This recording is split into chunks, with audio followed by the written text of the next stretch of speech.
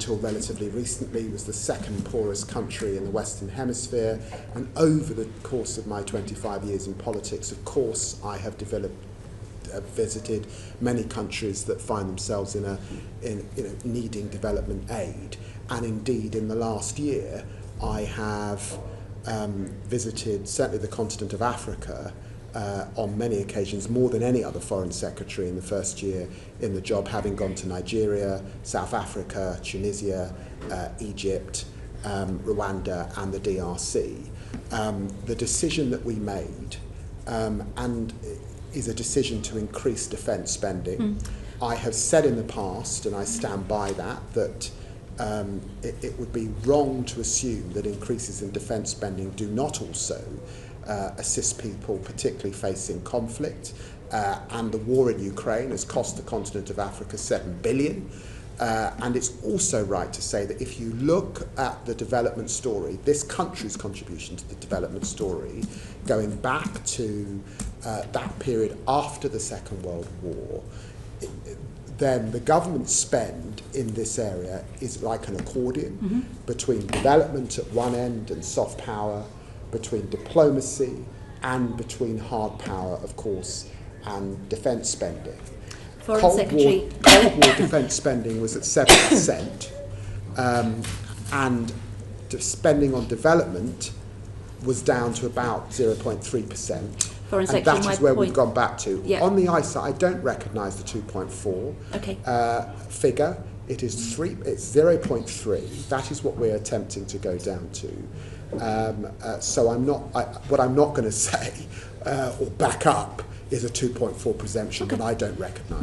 My point though was when you came into a reduced budget of 0.5, and you set out a very powerful vision. I mean, particularly your Kew Garden speech around climate, I thought was inspiring, and I was really excited by that. But then suddenly you're down to 0.3. So can you deliver your vision, or has your vision changed with that quite dramatic cut? And we understand the reasons why and we're not disputing the government's right to do that. I think that we are setting out a powerful vision, and we are absolutely not shrinking or diminishing our ambition for assistance. But it was always going to be the case that development needed reform. That's not just reform here in the United Kingdom, that's reform across the family of nations that we largely describe as the West, European powers that play an important role in the G7 effectively. That required reform. And clearly the UN system requires reform. I don't think anyone in this committee thinks that we're going to hit the SDGs in so many ways. We're certainly not going to meet zero hunger. They're predicated on the 5 Ps. Peace being one of them, we haven't got peace. The planet being another, actually climate has got worse. So on any analysis, we are in a reform place. Now clearly, changes to the United States posture on aid have forced that reform. And clearly, when you see Germany cutting humanitarian aid by 53%, Belgium cutting aid by 25% over 5 years, France cutting aid by 36%, Canada, the Netherlands, Sweden, Switzerland, the system requires reform. Now, had we been in government 3 or 4 years ago and leading that reform, I wish we were, but we were not. So we find ourselves in the place that we are, and we have to be responsive to what countries are saying to us. And in the trips that I have made to the continent of Africa, in the New Africa approach and the consultation that we have made, we have to hear the voice of African leaders. I was with President Ruto just 2 weeks ago. He's not raising development with me. In fact, when they do raise development, what they say is, we are sick of the ping pong that exists in Western democracies. One government comes in and takes one approach, another government comes in and takes a different approach. What we want, they say, is we want trade, we want investment, we want jobs, we want the same that you want in your poorest constituencies. That's what they say to us. So how have you reformed your vision in the last year? Well, we are reforming our vision. I've watched Baroness Chapman in front of you, you are aware that we are consulting at the moment. We do not want cliff edges, as happened under the last government. We're absolutely clear about that. So your vision remains the same? We are doing a line by line. We are doing a line by line. We launched the Africa approach, which we will respond to.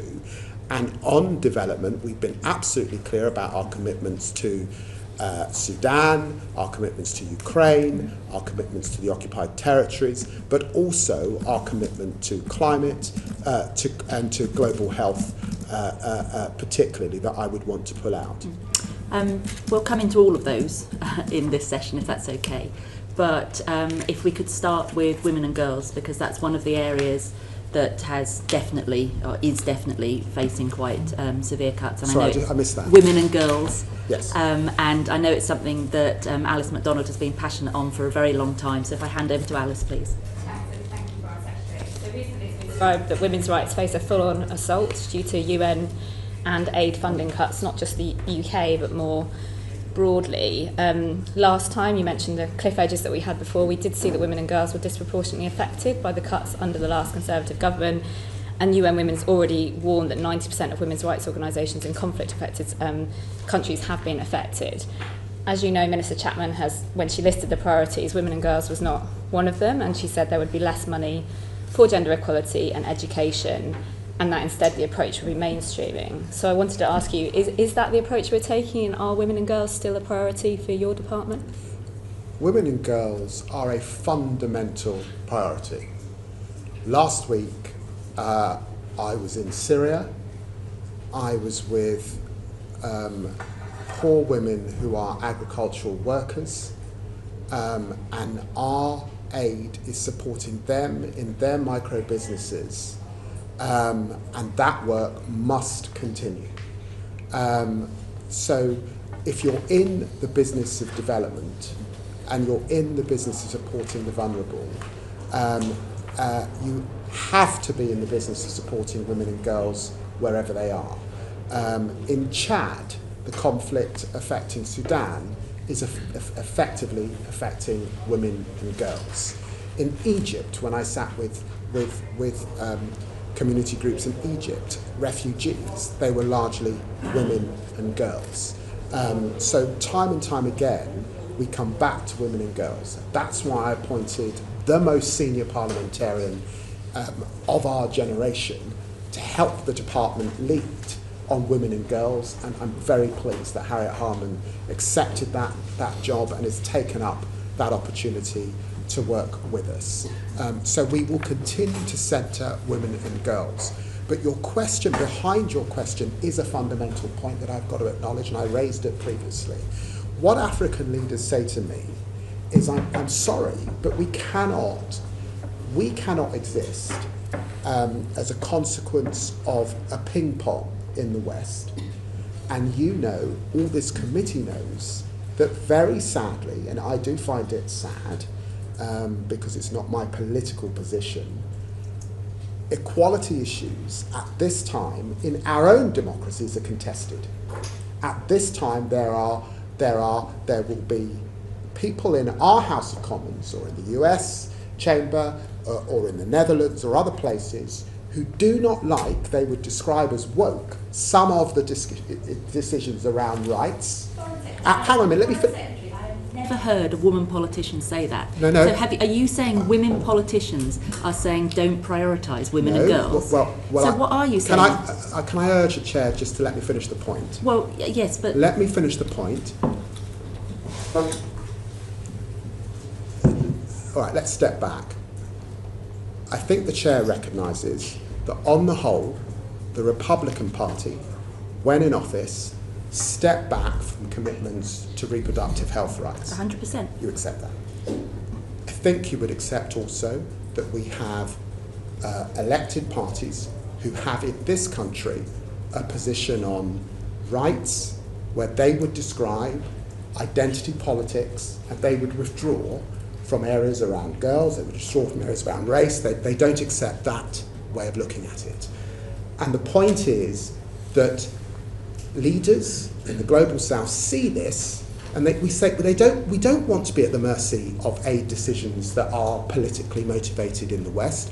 What we want is sustainable funding for girls that survives your political debates. That's what they say to me. So what do you say to that smallholder woman farmer in Syria when you say we're not ring-fencing money for her? No, I say it's for us to mainstream and to integrate that work so it is not at the mercy of who happens to win an election in the global north. So why that is what I say. So why is the UK not ring-fencing money for women and girls? Why is it mainstreaming it? So mainstream in education, for example, if you are a girl who has been sold as a child bride, if you've had FGM so you can't attend school, why are we not prioritising girls' rights so that they can go to that school?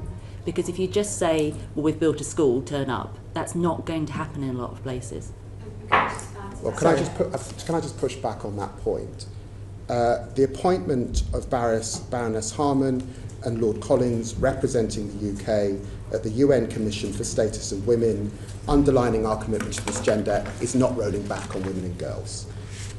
In January, when I visited the Chad border and I put more money, 20 million additional funding into supporting women and girls, 88% of the refugees, women and girls, is not us rolling back on this agenda.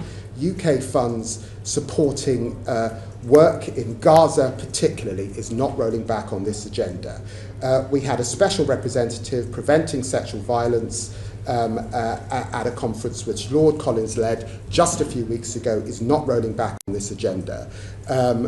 We continue to support this work, but we do have to find ways to integrate the work across all that we do to make it central and to ensure that we are working with partners, because it's not just the UK's funding. One of the things that I also want to see is better coordination right across the G7 and right across Europe to make sure that women and girls are centred. I hope that's an adequate response. Thank you. And thank you for that. I suppose I think a few of us have concerns about the mainstreaming. How will we measure it and see the impact? And you'll probably be aware that a lot of the organisations are saying programmes like What Works Too, which is really focused on tackling violence against women and girls, which obviously is a priority here, are at risk. The Wish funding, which we raised with the Baroness Chapman yesterday, still being looked at on reproductive health. So mainstreaming, yes, is a good thing, but I think there is a concern about the standalone funds. So how will we know in 4 years' time that we have actually delivered for women and girls? How will we measure the mainstreaming that is worth? There's a couple of things. One, we are committed to an equality impact assessment, and of course, in making the determinations that we have to make over the coming months, we will be looking both in the immediacy, that's 25, 26, to ensure to make sure that women and girls are not unduly affected, and then over the longer term allocation to make that assessment, and Baroness Chapman will lead on that. That's the first thing. The second thing, as I say, is to work with partners to do our very best to support women and girls. We cannot step in, obviously, in relation to the amount of money that's come out of the system with US funding particularly, but I do have to be clear that I do believe it is wrong for the poorest people in the world to be at the mercy of political decisions made in chambers in the West. And that is what African leaders say to me. And therefore, whilst I recognise that your concern is really women's rights and not losing pots of funding, in the current climate, we have also got to use our diplomatic efforts and all of our soft power to ensure that women and girls are centred. And that is what Harriet Harman's pretty articulate about how we work with women in elected positions in the countries in situ to help support other women. Yeah. And just one final specific question. I can't really talk about women's rights without asking about Afghanistan and what is happening to women and girls there. There is a movement to push for gender apartheid to be recognised as a crime against humanity in a treaty that's being negotiated in the UN. What's the UK doing diplomatically to stand up for women and girls in Afghanistan, and is that something that the UK is looking at supporting? One of the things that, and I spoke to Harriet Harman about this a few weeks ago, one of the things that we are doing is working with women, elected representatives who are women in Gulf countries particularly, to influence some of the decision making in situ in Afghanistan and to support those women. I was very pleased to go to Afghanistan when I was in opposition as opposition spokesman for foreign affairs. And of course, I still expect us to be delivering a lot of support, both multilaterally and, I suspect, actually, because we aren't present, it will largely be through the multilaterals. So I will do everything I can to centre those girls that I met and those women I met who were in the most desperate of positions. I will look at the Gender apartheid. The gender apartheid. I'm not familiar with it, but I will look at it. I'll ask you a couple of specifics and write to us if you haven't got the data. The previous government set a target of 80% of FCDO programmes would include a focus on gender equality by 2030. Are you keeping to that commitment? I'll have to write to you on that. And the other one but is... I suspect because we're doing a whole line-by-line review, that I cannot commit to decisions made by the last government. It's for us to look at this afresh. You're going to give me the same answer if you could write to me at the same time. How much ODA will be allocated for specific programmes for women and girls? Well, that will be in the line-by-line allocation that we're going through. Because we've always found it very hard to pull that out. The committee will go through that in detail. I know Baroness Chapman has been through that with you on a number of occasions, and so across a whole range of areas, this committee will want to scrutinise the detail of the decisions we make. Not women and girls is one, but I know that the committee will have other areas as well. A big win for this committee a couple of years ago was getting the number of lines published from 4 up to 5, so we were very proud of that. So the detail that we get isn't that detailed, and we've always been unable to see specifically what money has been targeted at women and girls. So if there is a way in the future you could be more transparent, we would be very grateful for that, Foreign Secretary. And one other point, you were talking a lot about African leaders and elected women, and I know that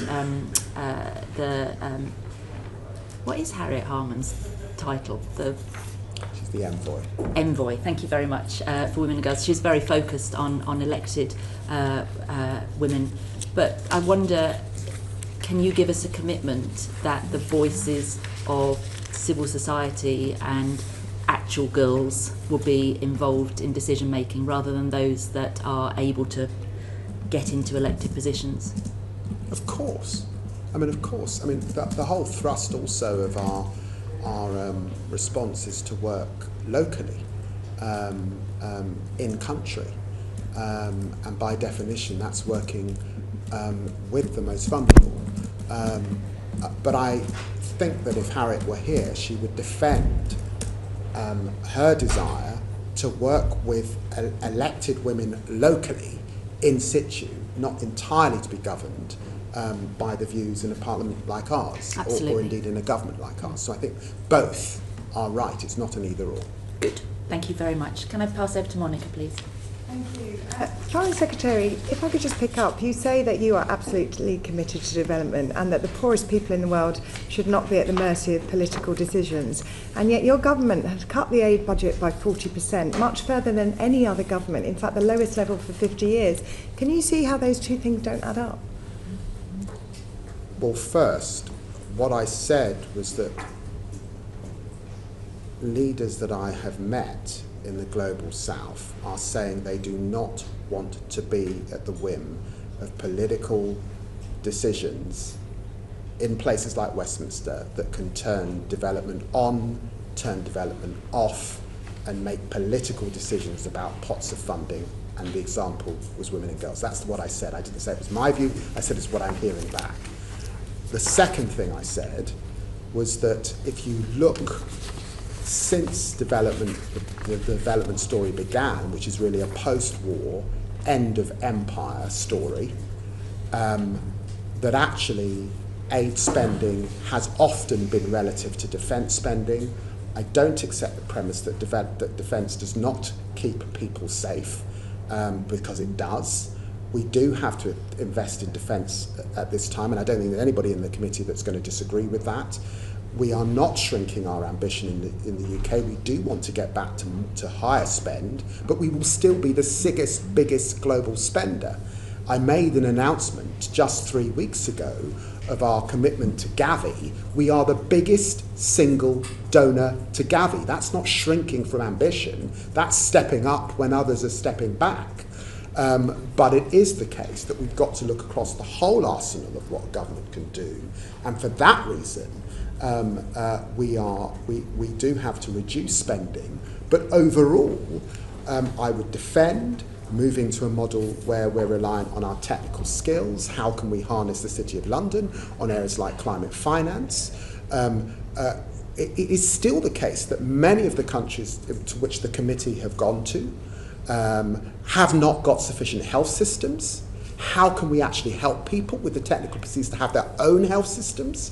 I don't think the committee is in a place where it would be saying that Britain should be engaged in the 21st century in massive service delivery in country. We should be helping countries to service that. So reform is necessary, and I stand by the decision to reform. But yes, of course, it's sad that we weren't able, as the West, to do that a few years ago collectively. Foreign Secretary, can I come to Sudan? Sudan, I don't need to, of course, remind you that it's the worst humanitarian crisis since aid began, and there are war crimes being committed, it seems, as on almost a daily basis.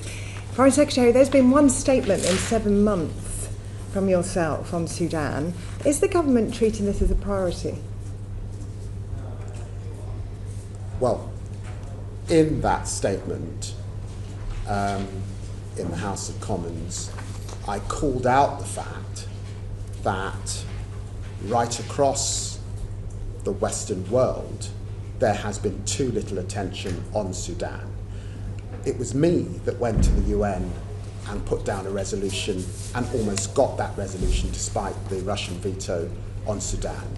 It was me that led a statement on Sudan. It was me that went to the Chad border on Sudan. It was me that called a London conference and brought colleagues together on Sudan.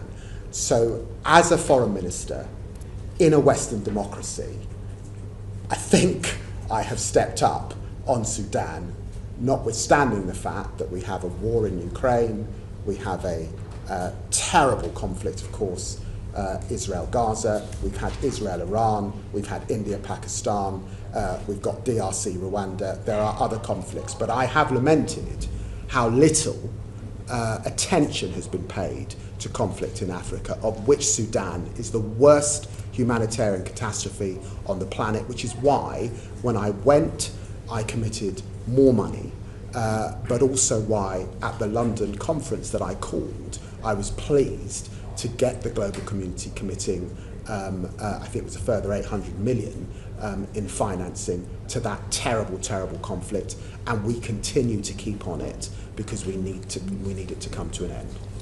And thank you for your efforts, Foreign Secretary. Can I ask what momentum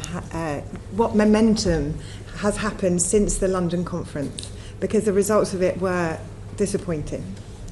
Well, I don't think you can describe the pledges that we got on the humanitarian side as disappointing in face of the hardship and in face of the question that I got previously on women and girls when this is a conflict. I don't think there's any other conflict that affects quite as many women and girls as this. And I've met women raped, women burned, women terribly, terribly violated as a consequence of this conflict. We continue to work with partners to try and ease that suffering. There remain questions about aid and UN presence in country, in Sudan, and of course there remain real issues in relation to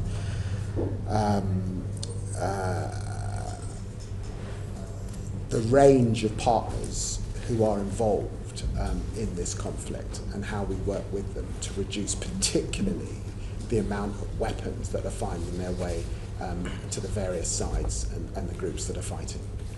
Foreign Secretary, I had an exchange last week on the Business and Trade Select Committee with the Trade Minister about export licences and arms licences, particularly in regard to the UAE. Since Sudan's war has broken out in 2023, the New York Times has repeatedly reported on the UAE arming the RSF, including funneling arms through field hospitals. And the UN panel of experts in Sudan reported to the Security Council on these allegations and found them to be credible. Given the FCDO is the DPT's key partner in reviewing arms licences, what would he make of these allegations?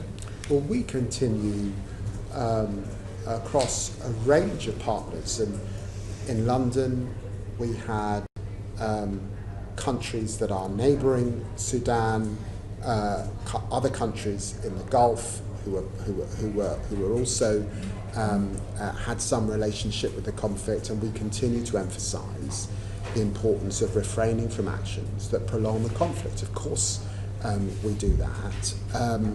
And a range of countries are able to use their levers to attempt to bring the parties to the negotiation table. And of course, I continue to press them to do that. So does it trouble you, these reports, of which at the moment we're negotiating, or the government is negotiating a trade agreement? Every aspect of the conflict in Sudan troubles me greatly. So do you believe that the trade agreement should have, and the GCC should have, a human rights chapter attached to it? And if the human rights chapter in trade agreements, where is that driven from? Is that from the Department for Trade or from the FCDO? Well, the United Kingdom is in a unique position to be able to deal with a range of partners, and I want to protect that position. And because that is how we were able almost to get a UN resolution. And I'd like to be able to work with other partners to get that UN resolution that protects people. And therefore, I'm not going to be in the position of name-calling any particular country. I will work with all countries to minimise the violence that's taking place. Can I turn to the humanitarian efforts and the emergency response rooms in Sudan? I know that they have been very effective. Can you talk me through how the FCDO works in supporting them at the same time as multilateral agencies that are working in the field? The effort in Sudan is largely being led by multilaterals because of the difficulty of working in the country. So it is a multilateral effort. I spoke to Tom Fletcher, I think it was 5 days ago. Obviously we discussed Israel-Gaza, but we also discussed our concerns about Sudan. He has been leaning in very heavily on Sudan to make sure that the aid is getting to the places where they need to get to. It would be good if we got safe zones, but we haven't achieved that at this point in time. But it is a multilateral effort, it is not a bilateral one. That would be impossible in this situation. And finally, Foreign Secretary, can you tell me about the conversations that you're having with other regional actors since the conference on driving the diplomacy forward so that we can see an end to the war? Yes, I spoke to the President of Angola, I spoke to President Ruto and the Kenyan Foreign Secretary. We believe it's important that we embolden the AU at this time, and that's why I brought them to the conference. And I have spoke to a range of Gulf partners about the conflict in Sudan, all of that since the conference, and there will be more, particularly as we head to UNGA in September. Have you been able to speak to the UAE, to Egypt and to the Saudis on this particular issue? Yes, I have. Since the conference? All three of those countries since the conference.